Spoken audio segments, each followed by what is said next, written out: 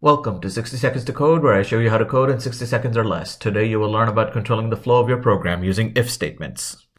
Step 1. Create a new file called ifstatements.py and type my_var is equal to true. Step 2. Type if myvar print value is true, else print value is false, exactly as it appears on the screen with the tabs, etc. Step 3. Run the program from the terminal. Step 4. Change the value of the myvar variable to false and then run the program again.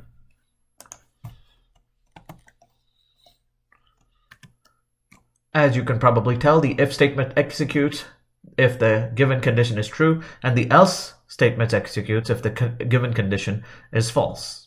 Step 5. Change the second line in the program to if myvar equals true, and then run the program again. Congratulations, you've learned basic control flow using if statements. Remember to commit and push your changes to GitHub, and try to code a little every day because code is life.